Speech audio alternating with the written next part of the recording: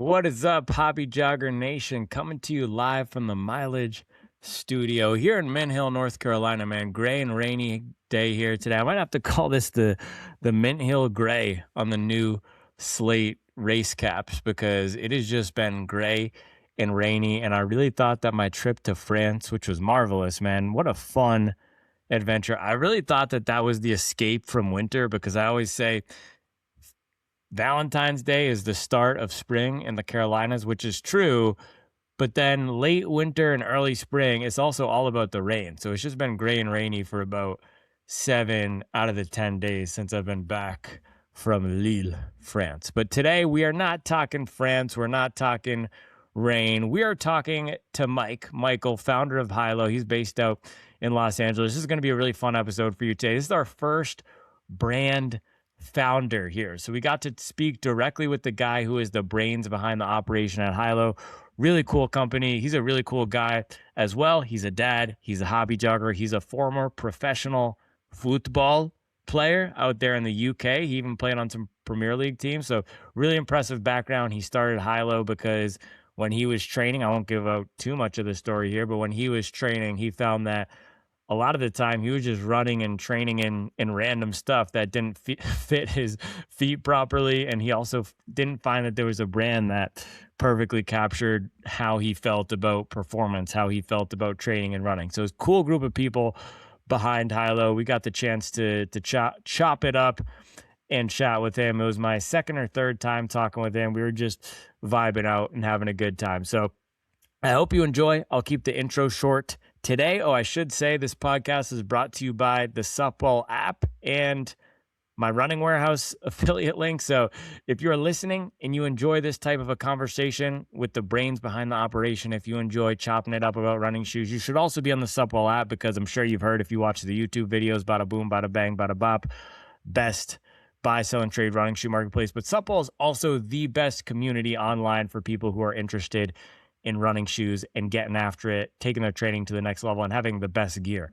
We have all these deep dive discussions on the materials, the foams, the upper. I even saw a post this week. My guy Ray was critiquing the latest Bandit release. So if you're into running gear at all, if you're into the shoes at all, you got to be on the Supwell app. It's the best community out there. And then of course we get great deals on shoes. I'm actively working as well to get more community perks, so stay tuned for that. More discounts coming, but for now we have 20% off of all apparel through Running Warehouse with our discount code and 10% off of all fuel and discount shoes, which is pretty dang good.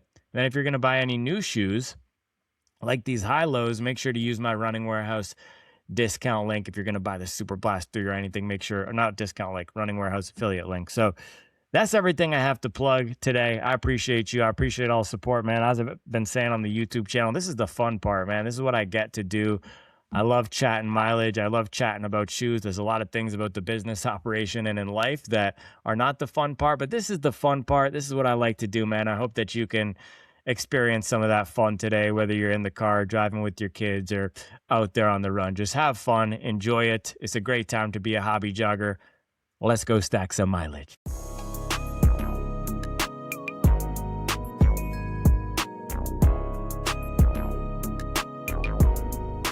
The man, you got a little beard.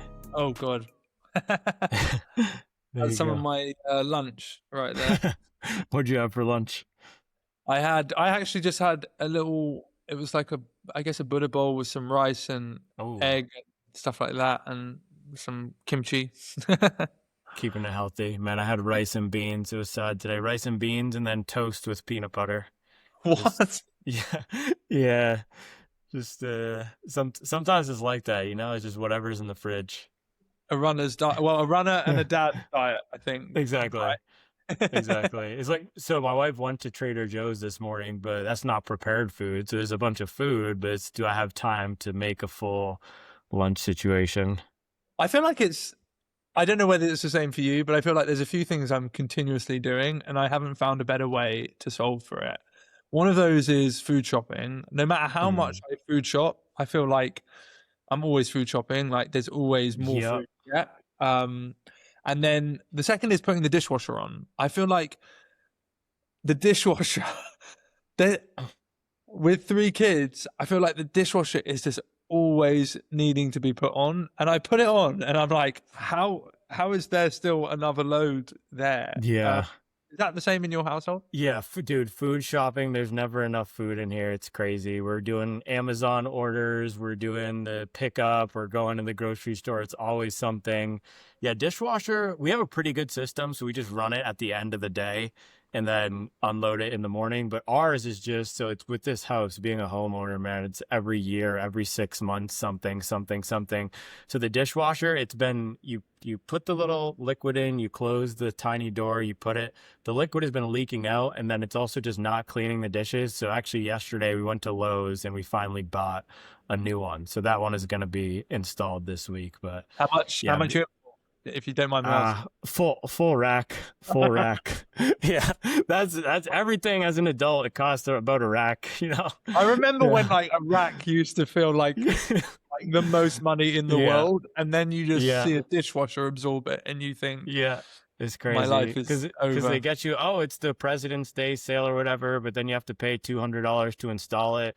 And so you can't not pay the $200 to install it. I don't know how to install a dishwasher. What am I going to do with the old one? So it quickly goes away. Yeah, I had to do that recently as well. I feel like I think there is some person online who speaks about like the economics of home ownership, Mhm. and basically says it doesn't make any sense, and I can understand that fully, because Yeah, just makes I us hear feel you. good. It makes you feel safe, right?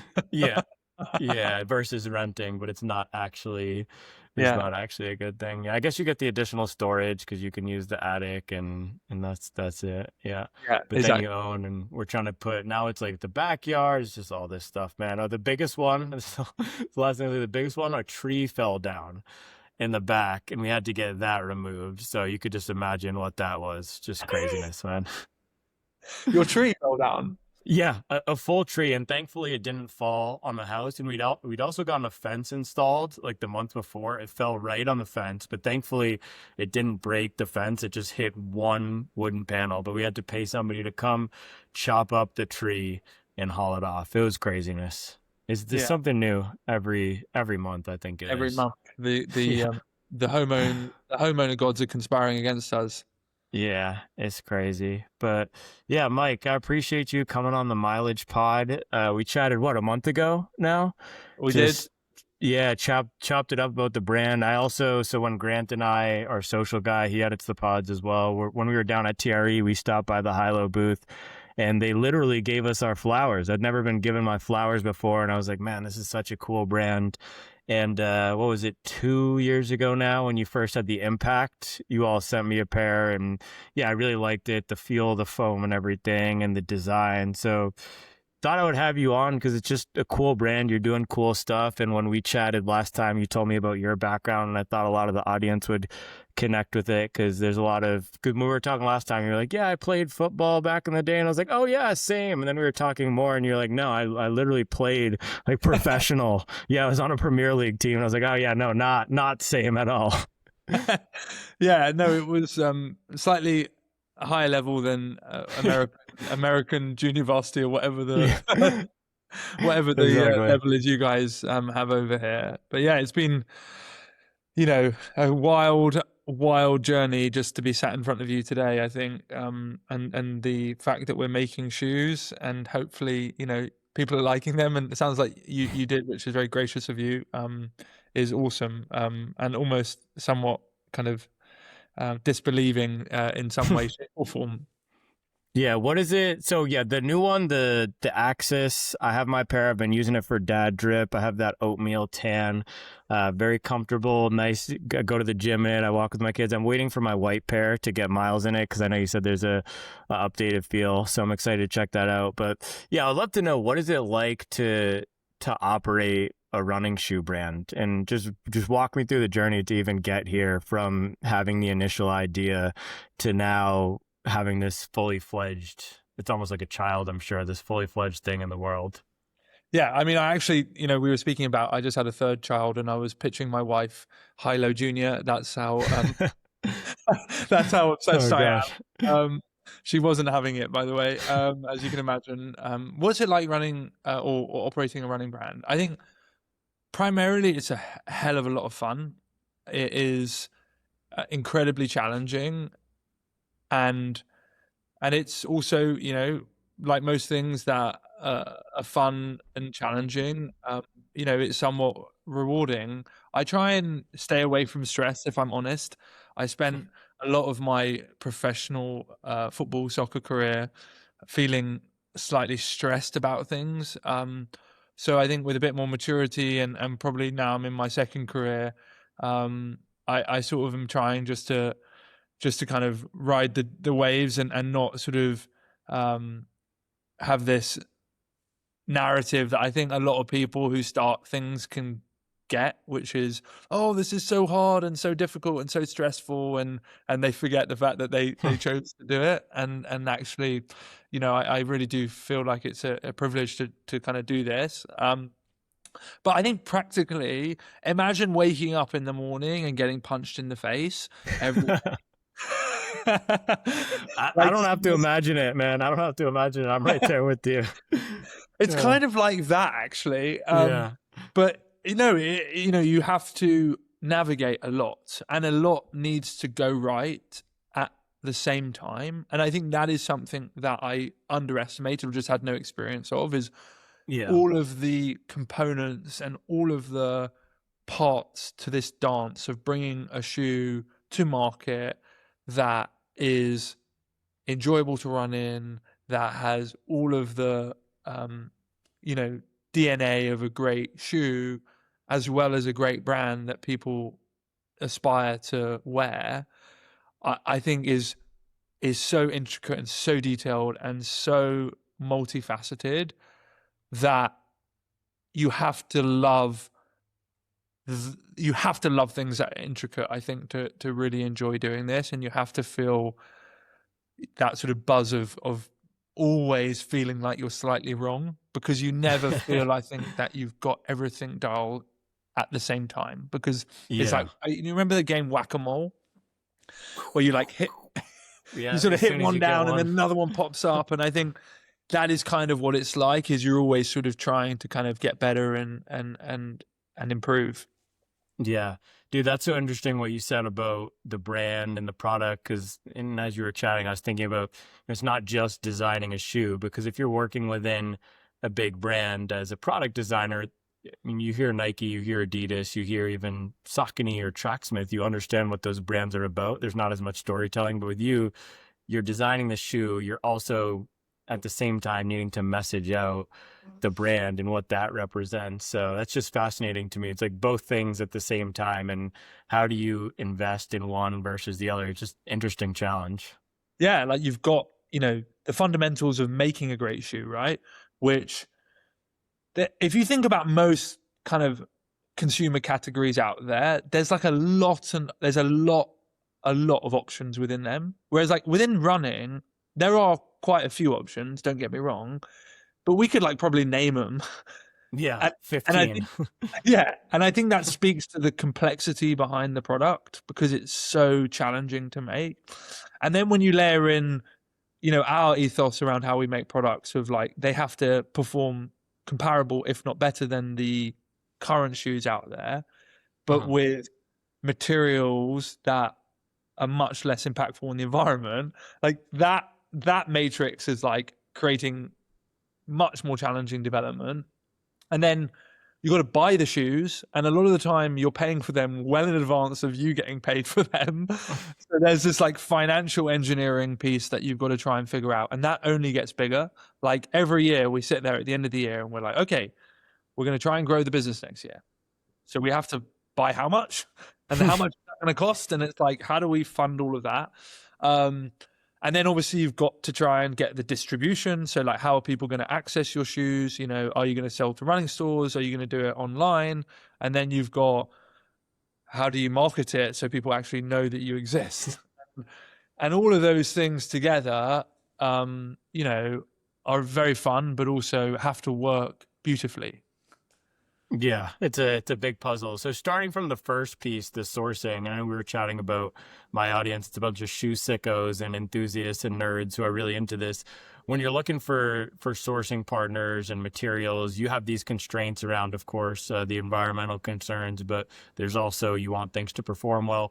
What is it like evaluating those different partners? Where do you start, and what are those main criteria that you choose when you're landing the plane on going with a supplier or a factory? So I think the starting point is like, are they willing to build with us? Because, Uh-huh. you know, to some degree, actually, a factory supplier is commoditized to some degree, right? And what I mean by that is like the brands will make shoes with the same factories sometimes. They're not. Yeah, and you can see Nike next to Adidas, next to Yeah, Saucony in the exactly. same Chinese factory. Exactly. Whereas in like automotive or the car industry, like a lot of the um, brands are vertically integrated, so they'll make their Yeah. own. They'll make their own cars, right? So I think with there only being 15 or 20 brands or whatever, however many brands there are out there, there's obviously only then a handful of great factories, and those factories have this kind of guaranteed stream of volume coming through from the bigger brands who have, multi-billions of dollars in sales and therefore orders to place with the factories. So I think you have to find a ride or die sort of partner who gets the vision and who really believes in building the next brand that can do something fun and exciting in the space. Because, whilst they might be excited by the innovation, they also need to pay their bills. So they have to see and believe in the growth of the brand. So a lot of that is to do with sort of like pitching them at the start. And then, more recently, we've got a little bit more momentum. So we can, you know, have an order book and show them some proof of orders and momentum. So I think that's step one, is like find a partner who wants to build with you and who can, see the vision. I think step two is how capable are they of owning or leaning in end to end on the process, especially with us where our material mandate is so different to a conventional shoe. Like most shoes are made with certain types of materials, and we basically say no, we don't want to make them with those materials. We have to make them with better, different materials that also perform. So that puts a lot of weight on us, but also on the factory partner to support that end-to-end development, design, and sourcing approach. So, like, how capable are they at doing that, and how much do they want to actually find better materials and find materials that will elevate the performance of the shoe as well?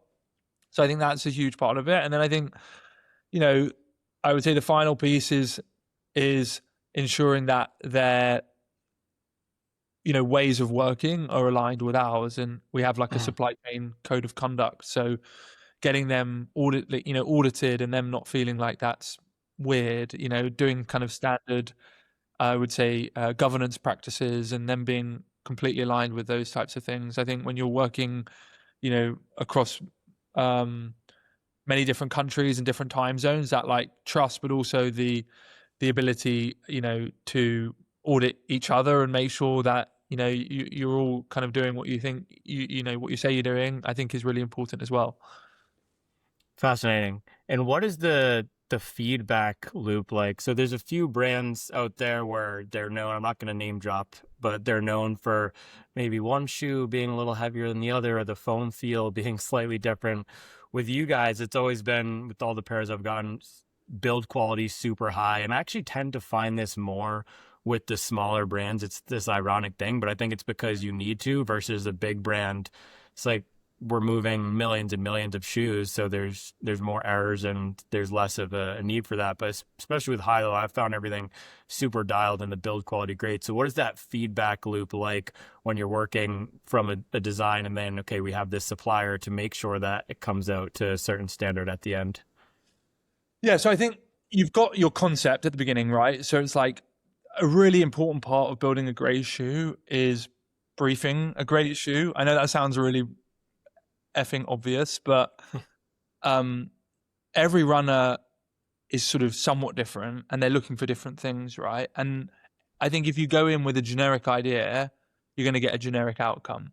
And there's a reason, kind of you exist, you are. There's a reason Yeah. why specialist authorities exist in the running world is to help us understand that specialism, right? So you have to brief your shoe with that level of obsession and specialism for the end user, for the runner that you're looking to have that experience for. So I think that is fundamental at the start. It's like, who are you trying to build the shoe for? What is the shoe functionally meant to try and achieve? And then take that into some development process. And that development process for us is really led by Jorma, who's my co-founder and chief product officer. And he kind of like, gets a prototype made, and we have, different kind of testing gates that we go through. So like one of those is like standard lab testing. So all of the materials and all of the components get lab tested prior to even getting built into a shoe. And then you've got finished goods testing, where you see some of the shoes get sort of compressed to understand what they what the data says, etc. And then once it passes those different steps, it will go into like the wear test environment at a more sort of prototype level. And let's say we've got like 30 to 50 runners in that first cohort who are testing the shoe. They'll give us their feedback. They'll analyze the product. They'll tell us what they're wearing. We'll also validate that they're qualified to make the feedback, because if you're making a max cushion support shoe and they're not needing support, that might also interfere with the interpretation and the data, and it might not be correct necessarily for them, or vice versa. And then you move to like second round of development and testing, where you take that the iterated shoe based on the first round of feedback, and you give it back to the first cohort of runners, but then you give it to a new cohort of runners. So you're almost, you've got the first group experiencing the improvements, and then you've got a brand new group experiencing it without at all any bias or any differences. And we basically go through that phase until we feel like what the data says and what the subjective customer experience says aligns to some sort of harmony, where, okay, cool, this is who we're searching for, this is what the data says, and this is what the runner says. And then we'll feel confident that the shoe is ready. And usually that's an 18-month to 2-year process. It sounds long, but there's a number of different steps, like building the molds and building the shoes that take time to do kind of to do it in the right way. And I think probably that's why your experience with us has been positive, because each of those gates we obsess over, and there's too much risk in us building a shoe that nobody wants or that isn't good, that we almost just can never get to that point of sign off without feeling like everything is completely dialed. Yeah, so that's awesome. It goes through multiple rounds of qualitative and quantitative testing, and then you sign off. I'm curious though, is there ever a time, and I know you have a handful of shoes so far, but is there ever a time where the data is saying something reverse? So for example, maybe you have, versus what you think, maybe you have a preference for a slightly softer ride or a firmer ride, but consumers want this? I'm trying to think of a really practical example, but I think I don't have offhand like an exact example, but I will say this, that the lab test data is a guide, but ultimately the feel and the qualitative feedback from as large a cohort as possible is really like the most important step in the process, because that's where the rubber meets the road, to use kind of a running kind of pun. That is the experience of the and I'll give you a good example. We had in Impact 1, in some of the early samples, we had some quite annoying laces that from from a testing lab data point of view were like unbelievable, like really grippy, strong, but then when they went out into the real world environment, unless they were double knotted, would come undone annoyingly. And like Mm. A lot of people single knot their shoes, so it's quite Yeah. frustrating point of tension. And you sometimes don't spot these, you can't spot them in the lab until they happen. And then even stuff like color, you'll Mm. get like a swatch of a color and it will look great, and you'll go, great, sign it off, that looks awesome. And then you see it in mass production and you're like, that's not the color we signed off. And the actual Oh man. Dude, it's like when we painted our house here. You get the swatches, we picked this one thing, and now our entire house is yellow. We wanted it to be off-white, so now I just make fun of my wife that she painted our house yellow. You've got a yellow house. Yeah, well, I've Yeah. had unintentional yellow shoes at times. Like that stuff like that. You just think you've covered everything, and then it comes out, and you're like, "How has that happened?" But that's almost part of the fun of it, is these uncontrollable events that you're constantly having to try and get on top of, and you're always learning how to be better for your customer. I love it. I love it. So this is a simple question here, but you'll be surprised how many brands don't get this right. How do you make a shoe look good? Because it sounds so simple. Your shoes look great. I don't know how brands just mess this up all the time. How do you make your shoes look good?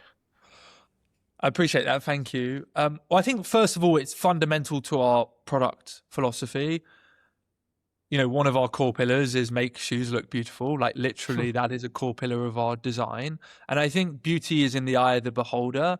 And I think there's Some shoes out there that are objectively trash, though. We gotta admit. I agree, but I think I think for us, and how we approach beautiful shoes, is elevated, wearable, and simple designs where the logo placement, the naming placement, the way that the shoe kind of interacts with itself at component to component level isn't boring. Because you know, there's shoes out there, and I'm not going to name them, but they're just like, they're simple, but they just look boring, right? And they're just like, they don't get you excited, and they don't have that kind of aspirational feel and make you feel like you want to like really run in them. But there's also shoes out there that are garish and bright, you know, colors, and that's great, but they're not the most universal from a wearability point of view. So I think us focusing on like this kind of beautiful mandate that is sort of defined by elevated, simple, and wearable is really important. But I also think the amount of colors that people are trying to solve for is a problem. And because of our like sustainability mandate, and because we can't have loads and loads of SKUs, and some colors are more challenging for us from an environmental point of view, it means our palette is tighter. And I think at other brands, I look at the breadth of the options they have in one franchise, and there's like 35 color options, right? Yeah, it's crazy. And, you know, in blue, for example, you've got like 7 iterations of blue with different accent colors.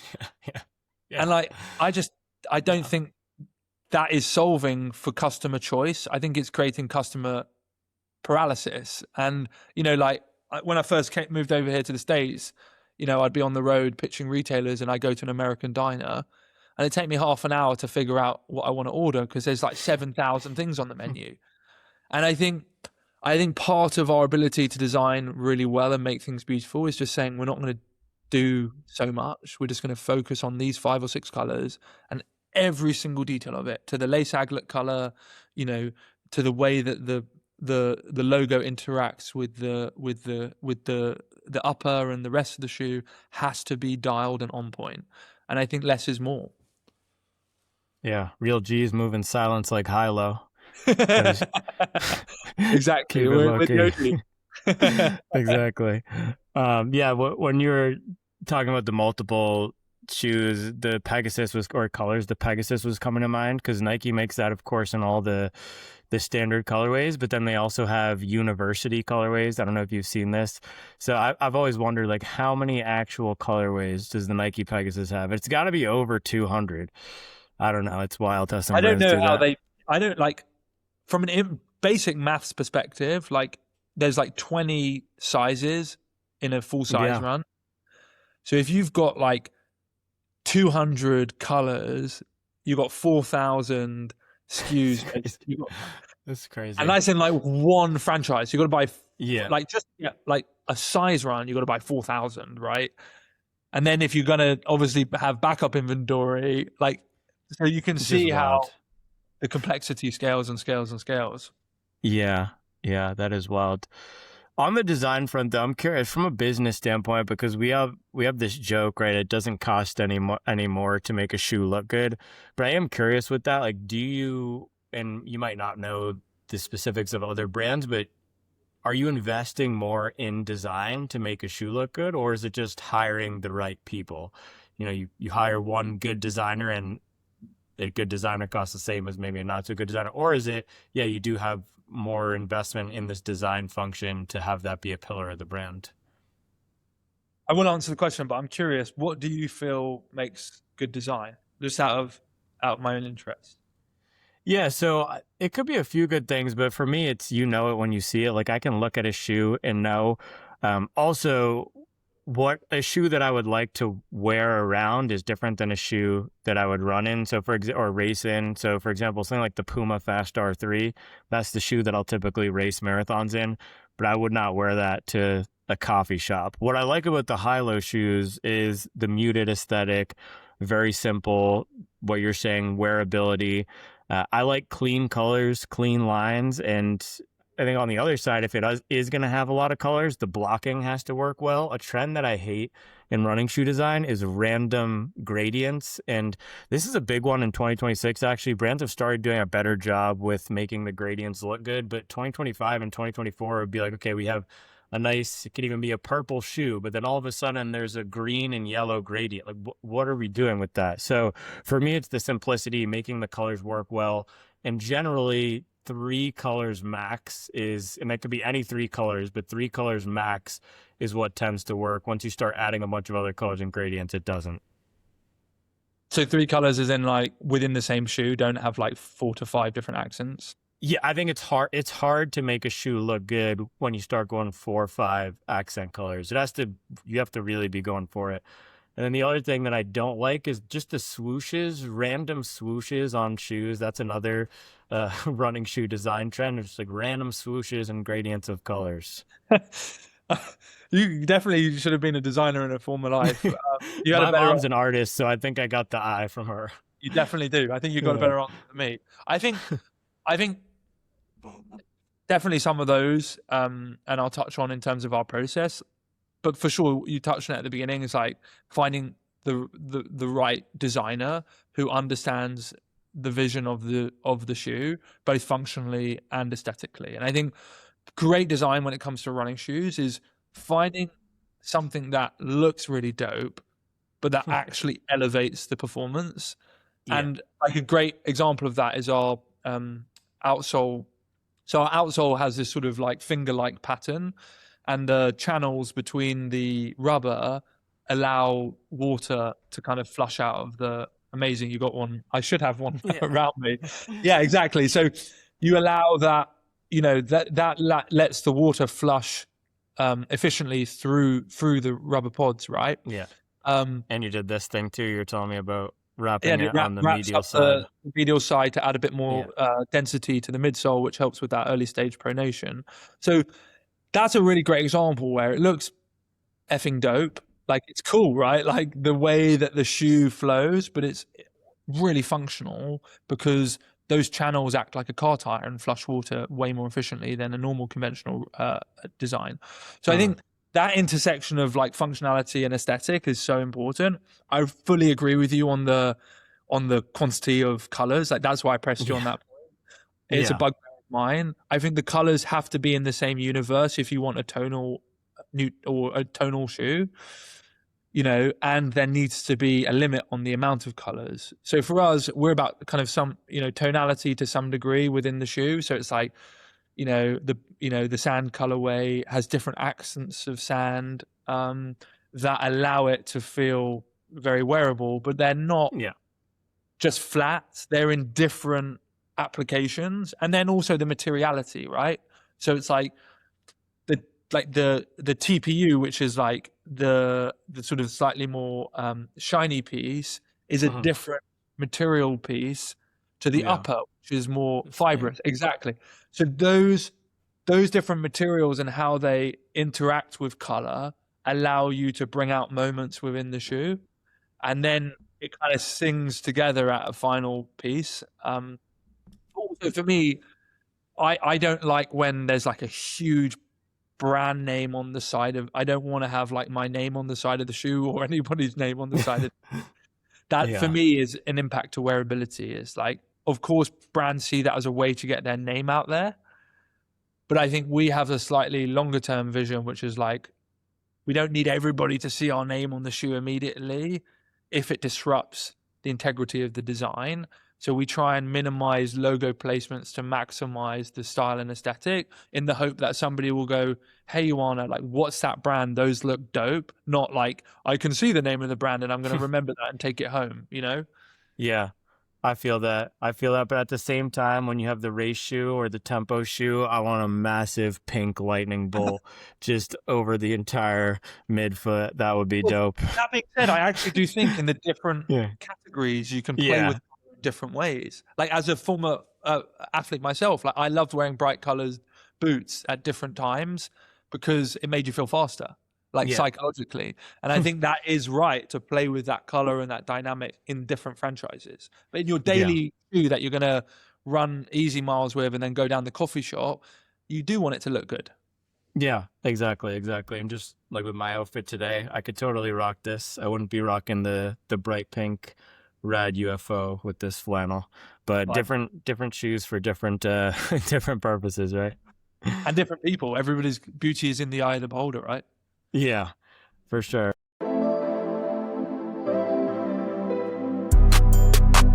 Yeah, talk to me about how you got into running, and I would love to hear more about your journey and from being a pro athlete to where Hylo is today.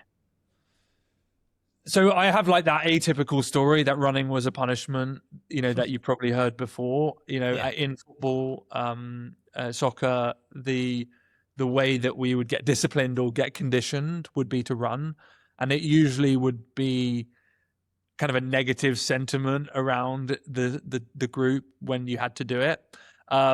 Even as a pro, you're still running laps. That's crazy. Yeah, I mean, the amount of times we got like Yeah. smashed, by a team at the weekend, and on the Monday we would like be running. It would happen.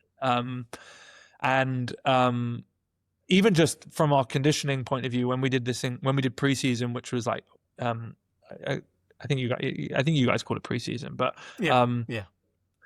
we would just like kind of do running blocks without a football, right? And a footballer just wants to play football. So for me, it took me a while kind of to understand running without that lens. And then ironically, towards the end of my career, when I was chatting to my buddy Jacob, who's my business partner now, about running brands, sports brands, and the kind of the idea for Hylo started to form, it made me think about the products that I was wearing, and like how important that statement is as an athlete, and who you're representing, but also like my relationship with my own feet. Like, we had no, like, I didn't know what my size was, to be honest. I was just wearing the same size I'd always worn, and like my feet were shredded. and then also think about my relationship with exercise in general. It was just pretty much a competitive spirit. And then when I retired, I realized, oh, actually, there was something about sport, fitness, football, movement, running that I needed, and I didn't even know I needed. And I got into I wouldn't say a super dark place, but I got into a place in my life where I had transitioned out of football, was sort of like running this running shoe company, and everybody outwardly was saying, oh, how cool is it? You've started this, interesting company. And, not many people have gone from one career in football straight into another, and like, kudos. And I felt like shit, I felt, not, uninspired, just unhappy, and missing that outlet that sport had given me. And that's when I got into running properly, because I sort of sat with myself one day and was like, I can't I can't be building a running shoe company and feel like this. I need to live and breathe what we're doing. And I miss being an athlete. So I just decided I would become a runner. And I said to myself, I'm going to run, the hardest thing I possibly can. So I set this challenge of 4 ultra marathons in 4 days with a friend of mine, and just went head first into it. And I think through that really intense period of like getting back to great physical shape, hitting like obviously high mileage, I sort of really went through a very fast education of running that probably goes against most, sports scientists' recommendations. But like gradually increase, don't have too much stress. But I've never been the type of person to do things in a sort of half measures. And then I fell in love with it as a tool to just manage myself primarily, and to be as happy as I can and as present as I can, for Hylo and for my family. Yeah, I found that fascinating, man, about the just running when you're an athlete, whether it's a pro or like I played in high school and people play in college. It's really, you go out there and you run wind sprints for what you think is conditioning, but maybe that's not even the best conditioning, because as we know now, mileage is what builds that. Or you're just running laps as punishment. And we have this joke when people are starting out, you have 2 paces, walking and dying. And I think even it goes to show, right, at the professional athlete level, you're going out to run and there's not much modulation between the paces at the beginning. You're just getting after it and struggling. So I would love to know now, when you look at running and your relationship with training, what gives you the most satisfaction? Is it getting after it? Is it training for those high level events, or is it more every day, the routine of it and grinding out the mileage for the love of the game? So I think the base fundamentals of where I'm at is I just want to feel really good every day. And I think when you train, it's kind of a foundational supplement in your life that other things start to compound. So like, a great run leads to a great sleep, leads to a great choice, a great conversation, a great internal feeling. And I think that for me is like foundational. I can't almost operate without it now, because I know how it feels to have that clarity and to have that consistency in my emotions. Which I definitely need at this stage of my life, with 3 kids that we've spoken about, and a 4th in a running shoe company. I think from like an enjoyment piece, when I find a new place to run, or I'm on a new route, like that route, I think you guys call it route, we call it in the UK. But we do both. It depends where you're born. Where you are. Yeah. So for me, that lights me up like nothing else. Like when I find a really cool route, and especially if I'm with someone, a new friend, someone I care about, and we're exploring somewhere different. I think that is just like a childish, almost, reminder of how amazing and freeing running is when you're somewhere new and you're just exploring. That's so hard though, because like I was traveling recently, and of course every day is a new route or a new route because I don't know where I am. But I was even noticing, okay, day 4, day 5, I'm going to the same park. I did my long run, just 20 miles, but I was spinning laps. It was a beautiful park, but I was just spinning laps because it was easy. I think that's the balance with the routine of it versus the exploration and the adventure. Because I find myself when I'm in my neighborhood here, man, I do my same 10-mile lap every day. So I think it's one of those things that's hard to balance, because every time I do go to a new place or I check out a new course, it's a nice switch up, but I find myself just getting locked into the same roads pretty frequently because that's what's easy. I think it depends on the specificity of what your run is on that day. I always, when I'm traveling, I have 2 non-negotiables that I try and implement. Number 1 is find the best route, and I mean the best route I can within a reasonable driving distance or running distance or walking distance, and I will try and go and run that. So I'm not looking for the best route from my hotel, I'm just looking for the best lights out route that I can find. So I think sometimes that means me driving to run and it being not that efficient for my time in the day, but I want to go and see the best run that I possibly can. And the second is the best coffee shop, of course. I want to have the best coffee that I possibly can. And I think if you're hyper focused on the specificity of your workout, for example, you're doing a tempo or a da da da, like it can be hard to give yourself that permission to just explore. So I think Yeah. you almost need to bake it in, I think, to your routine, or accept on the odd day that your specificity is going to go out the window for something slightly more out of routine. Yeah, I love that. For me, it's usually okay. I'm trying to get as many miles as possible, so I'm just gonna do what's easy. And sometimes that just ends up being banging out miles on the treadmill because I travel to New York a lot, and it's just okay. I'm gonna wake up, Chinatown Hotel. I know exactly the treadmill is gonna be open. Just go. I only need an hour and 10 minutes to get my 10-mile run in. But then when I do go out and run with a friend on the West Side Highway, every single time I'm like, dude, this is so good. Why don't I do this more often? You know what? I'll give you one piece of advice that was a huge unlock for me. Yeah. Is I imagine, when you travel, and especially when you've got young kids, you feel the pressure to maximize as much of the time as possible. So usually, like when I hadn't done this unlock, it would be like my first meeting at 8 a.m., my next meeting at 8:32 a.m., and it would be like back to back to back to back. Yeah. I'd be trying to cram in video calls because I felt like guilty that I was traveling and I needed to do other work. And by the end of the day, there was no space for like anything for me. And like what I consciously decided to do was give myself that permission to like not start the day at like 7:30 a.m. because I'm traveling, and say, no, like I wouldn't start my day at 7 a.m. in California. I would have a lead up to the day. I would prepare for the day. And actually, if I'm on the road working in this place by 9:30, nobody's going to die. And actually, there's still plenty of hours for me to do what I need to do whilst I'm here. But actually, the 2 hours that I get to explore and build a routine here will give me a sense of enjoyment that I think is unparalleled. And I think that's what I learned, is just you've got to just like not double book yourself, basically. Yeah, I love that. That's great advice, man. I've been trying to, especially with the training, treat travel more of a deload week. And I used to get crushed because I'd be like, okay, I'm in marathon training. I'm going to go on this trip. I'm still going to run my mileage.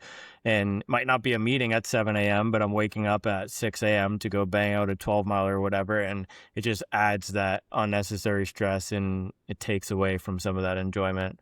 And checking out those coffee shops, right? Because you could do that. You can do that That's instead of, yeah. What's your coffee order? I've got into drip a lot since I've been in the US. Yes, dude. I was in Europe, and man, there's no drip anywhere. I tried Americanos the first few days. I'm like, nah. See, when in Europe, you have to just do the double espresso. So I was just slamming espresso shots. It kind of looks cool to have a double espresso, but it's over too quickly. It's over way too quick. I love to lounge with a black drip coffee and just like, for me, that's like 20 minutes of just my time. And I think that's like probably the one culinary thing that the Americans have over the rest of the world is drip coffee. Yeah, drip coffee. I don't know, burgers, but I don't know, they have burgers everywhere. Fries, dude, I was surprised how good the fries were in France. I guess it makes sense because they're called French fries. I think they also fry them in something better than the included in the title, peanut oil. Yeah. The title. Yeah, exactly. Yeah. If you haven't been introduced to the French knowing how to do food, then I'm sure you already have. You've experienced it now. Yeah. The drip coffee thing, though, that was a rude awakening over there. Okay, cool. What do you have once I was in Italy, by the way, and I was drinking like flat whites at the time, and that is like totally against the culture in Italy. Is that true? Well, they're like real espresso sort of drinkers. And the guy sort of looked at me and he went, "What, coffee with milk?" And he and I said, "Yeah." And he kind of like he just walked away in disgust and just like ignored me. which That's I thought was so crazy. funny. He was like, "I'm not even going to try and speak to this man who wants a coffee Oh, with me." yeah, it's beneath him. Yeah, Yes. apparently in the US, the baristas don't like dirty chais. I don't know if you heard about this, but they don't like mixing the tea with the coffee, mixing the espresso To be with the fair, tea. I'm So not here for all of these sort of variants of hot the drink. variants. Like, Oh no, I'm so I will. I will. So I'll do in the morning, I'll do my pour over black drip. I get the best beans possible. I want to the good processing and everything. But if I'm traveling, man, the sweet espresso drinks, the lattes, like Starbucks, the what is it, the brown sugar oat milk shaken iced espresso, like give me all of that, dude. I love all of that. Like the salted caramel.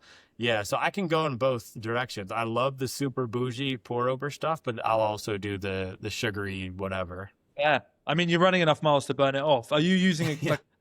Is it like a Chemex? Are you using one of them? Yeah, Or so if we're doing two with me and my wife, 2 cups, we'll do the Chemex, and then I also have the I think it's the V90 or the V60, the Hario little pour over. oh, I'm coming to yours for coffee. It sounds like you've got it. Yeah, dude, I gotta make you a Chemex. I've got like a proper American machine, like a drip coffee maker, and I love it. I set it on a timer. It makes it for me. There's like a whole pot all day. I just it Mm, doesn't like the drip coffee maker just doesn't exist in the in the UK. Like nobody has has thought about drip coffee on demand, and the US that convenience of that hot and the way that it keeps it warm is just I know it seems so obvious, but it blows my mind that I can just have on yeah. demand coffee all throughout the morning. Unbelievable. I love that. I love that. I do want to get a machine, but it's nice to do the ritual of everything and the routine in the morning. It So looks cool. yeah, exactly. It's good for You the look cool. videos too, Just do the little the pour over I know a lot of Americans when they go to Europe, they come back and they get the espresso machine. But my thing is like, okay, you're gonna do that. It's gonna taste worse. It's not gonna taste as good. If you're doing the pour over, I'm having the best, like you're saying, this is the one thing Americans have, right? Like when in America, drink the pour over, go to Europe, get the espresso. Because I know if I buy an espresso machine, it's just not gonna be the same. You know actually what is the best coffee, in my opinion, just now I'm thinking about it. I think it is technically Italian like traditional Italian espresso, but I think Mm. also known as a mocha pot. You know, Ah, yeah, I've seen those. those sort of like stainless steel sort Yeah. of pots where you put the water in this sort of circular thing. I don't know the technical term. Sorry, yeah, you put the water in the bottom part and then you put the Yeah. coffee overlaid into it and then you heat it on like a gas stove and the heat forces the water to rise into the top and it goes through the coffee chamber and it's so strong. And I think that's what the Italians call proper traditional espresso. But I have Mm. actually one of those most mornings, and it's it helps me manage my intake as well because for a while the drip coffee maker being too on demand was hard to say Oh, no to, and yeah, yeah. I was pretty all over the place. So yeah, I would recommend that as well. Okay, yeah, I've got to look into that.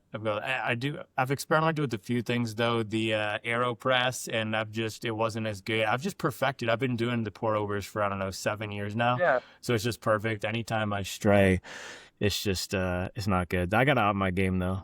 So what are you training for? What's your have you got a direction with all of this mileage that you're sort of focused on? Yeah, so I'm always running mileage, man. I just love it. And I'm always trying to get my marathon time down. So that's the big thing. I do the 20-mile long runs every weekend. I was going to do a marathon this spring, but I scrapped that because of the trip I did to Europe.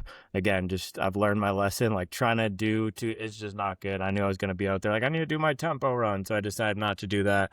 I have Chicago this fall, so that's going to be a big one. And then still trying to figure out some things this spring. I might actually do a shorter distance race, which will be fun. But yeah, my main thing is marathon time and trying to chip that down. So with the kids, how does that practically work? Do you get out early, really early? I used to. It depends. On Sundays with the long run, I used to get out super early. Sometimes I'll still try, But then you got to think about trade-offs, right? If I'm waking up at 4:30, then I'm going to bed at 8:30 or 9, so then I don't get to hang out with Charlie, my wife, on Saturdays. So try to be more relaxed with it now, and she'll just take the kids to do something on Sunday morning, and I'll hang out with them in the afternoon, so it's a bit more balanced. So everyone's sort of on board with the training, basically. Yeah, well, now that it's a business, I have an excuse to go run crazy mileage. Thank you to all the subscribers. Yeah, yeah, exactly, man. That's cool. That's cool. Yeah. And what's your What? PR? So I ran 2:32 a few months ago at Kiowa Marathon. Really good. I'm hunting for that sub 2:30 though. So Amazing. close, like 2 minutes and 17 seconds away. I love It's asking just this tough. question, Yeah. but like, if all things went well, training, life, race Yeah. day, what do you think your maximum potential would be? In lifetime? Yeah. Lifetime? No, in your next Yeah. life.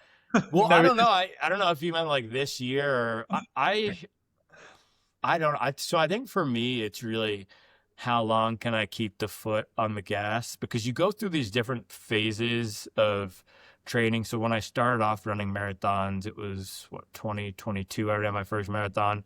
I ran a 3:19, and you have these gains that you can get, the low hanging fruit, right? Just by running 5 or 6 days a week, you get some gains. Your aerobic system develops. By running 2 hours every weekend, you get some gains. By running consistent speed work, you get some gains. So I've started to chip away at all of those little gains. Now the gains for me come from running really painful workouts. Like that is how I get faster. If you're running a 2:30 marathon, like that's the way you get faster. You have to run really painful workouts. There's no more consistency gains.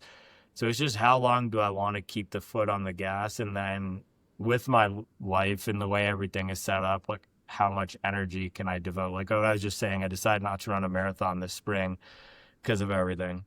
But yeah, I can definitely go under sub 2:30. I think it's just how deep under 2:30 I can go is going to depend on energy investment and yeah, how savage I really want to get with it.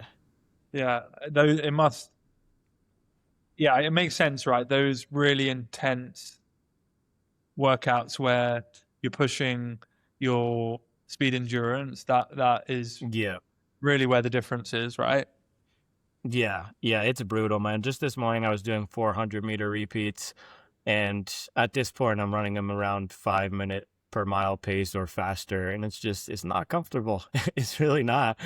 Uh, so yeah, it's just how long can you do that? But I like it still. It's just it is a grind to get out there, and what I've found is there's the physical component of it where yeah, it's going to be hard to run a hard workout, but there's also this mental thing where there's an emotional investment of okay, I know I have to psych myself up to go run 10 miles at a 5:30 pace. Like it takes a lot of emotional energy to now, okay, I'm going to bed tonight, I've got to get my nutrition versus I'm just going out for a 10-mile run. And yeah, I love training. I consider myself pretty mentally tough, but I can't do it all the time. Like you have to give yourself some times where you're just getting out there and enjoying it too, because it's that balance. If you're not able to enjoy it, then you can't go as hard when you are getting after it. Yeah, I would honestly make a soft argument because I haven't fully thought it through yet, but that like running is arguably, especially distance training running, the hardest sport out there. Certainly marathon where it's speed endurance, because I think the training preparation part of it is pretty insular. You're not in a team environment as much, and you're reliant. It's like you versus yourself. B, it's like it straddles enjoyment and torture Yeah. quite closely. And like you said, like getting out, like when you've got to run a really, really fast 10 miles, that isn't that fun. It feels great afterwards, but it's not that fun. And I think the lack of variety at times is really mentally challenging. So I think it is probably the hardest individual sport out there from a preparation point of view.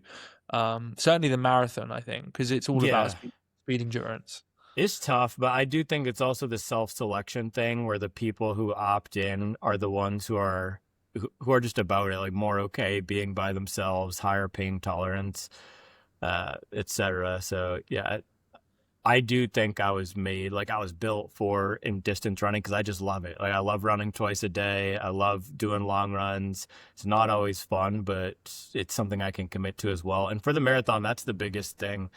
Yeah, I was talking about this in my video recently, but the reason I'm running 232 and not a 302 or 252 is just the consistency. Like I ran 5,000 miles last year and 5,000 miles the year before that as well. And a lot of it is just getting out there every day, no matter how you feel. And that is a big separator between people running certain times. It's the opt-in. Have you ever thought about why you love it? Like, what is it about it that you love? Yeah, the routine is really good. Like what you were saying, the routine, it helps you optimize for better choices. Like if you're optimizing for mileage and running, whether you're running 10 miles a week or 100 miles a week, you're going to make better decisions. Like if you know you have a 5 mile run in the morning, you're not going to be staying up till 4 a.m. slugging beers. So that's part of it. It adds structure, the routine. I love how it makes me feel as well, just mentally, the clarity and the focus. And then there's an element, I'm not an Olympian, but there's an element of it where I'm good at. I can run a lot and I can see the progression. I think that's the thing too, no matter your level, if you're an Olympian or you're doing park runs or you're just training by yourself, seeing, okay, this week I ran, and this is why it's addicting in the beginning, right? Okay, this week I ran 3 miles at a 9 minute pace. Last week I ran 3 miles at a 9:30 pace. Like for a certain personality type, that is so addicting. And it's also really fulfilling to see that progression. What's hard though is getting to this level I am now.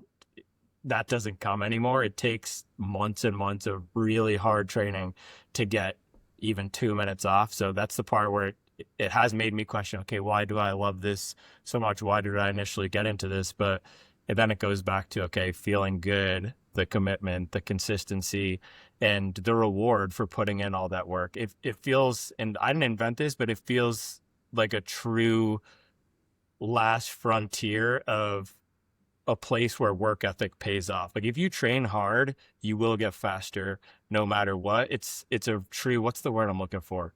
What's it called if something is a Meritocracy. yes, exactly.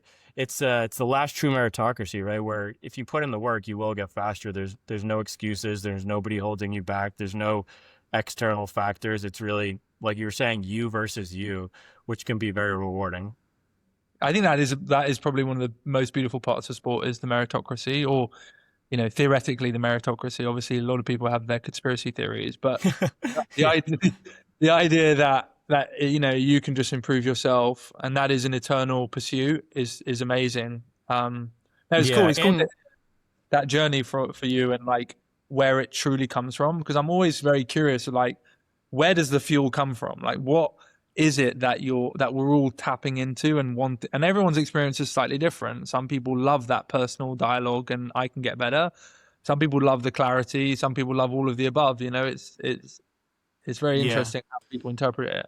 it made me wish at times that I found it earlier because the individual nature of it, and just like how much dedication it requires, it connects with me. And I was never great at team sports. Physically, I was decently talented. I was a solid athlete, but something about being in the team environment, it never 100% hit. So I always wonder, okay, if I found it earlier. But I think, these things, I wouldn't have slept well if I found it earlier. And I think having a family and having this motivation to get healthier and fitter, because that's how I came to it in the beginning too. I need to, similar to what you were saying, I was post college navigating a new period of my life, not taking care of myself as much. And I needed something that could add that structure, and it was running and working out. And then I went on to do what we're doing now. So is there part of the kids that fuels the training? Is that sort of relationship with the kids? Yeah, initially, but I mean, it's gotten to the point now where you don't need to run 100 miles a week to be healthy for your kids or run a 232 marathon. There's a threshold where it passes over, and it's maybe my first 40 miles a week are for the kids. The other 60 are purely selfish. Brilliant, honest answer. I love it. Yeah. All right, dude. I know we said an hour here. You want to round us out? Just give us a rundown of Hylo, what you have coming this year, and what the hobby joggers should be excited about. Well, yeah. First of all, shout out to the hobby joggers. I've learned about you guys from Ioana, so appreciate you guys listening.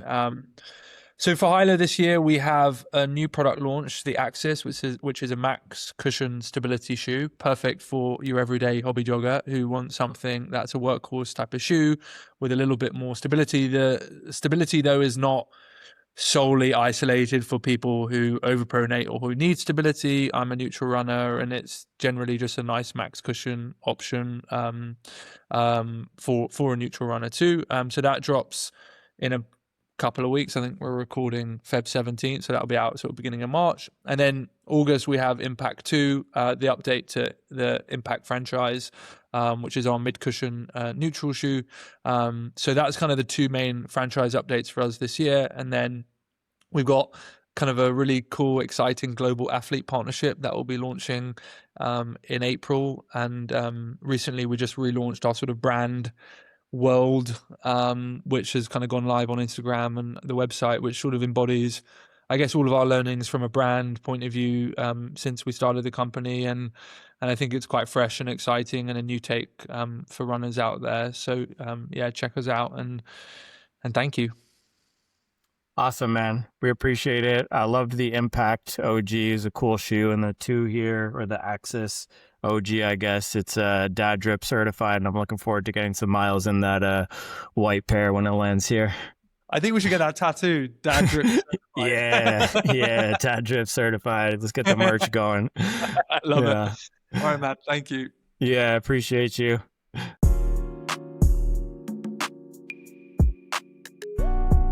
If you enjoyed this, make sure that you are on the Supwell app because we have a lot more conversations about shoes on there. And also, if you enjoyed this, let me know because I do want to hear what other people do you want to have as guests on the pod. I know people like the nerdy shoe stuff. I also know people like the business operation stuff and learning about what it takes to run a brand and grow a brand in the entrepreneurial side. I try to share some of that about my business, and it's cool to talk about it with other people who are doing it. So yeah, let me know. Let me know how you enjoyed the conversation. Let me know what other guests like this you'd like to see. If you have a specific brand as well, a startup brand or a brand that you want to get some pop, maybe a Rad. Should we have Rad on the pod? That'd be cool. If there's a specific brand you want to see or a specific founder you want to see or an athlete, let me know. Mileage Podcast, baby. Had a lot of fun doing this one. I appreciate you.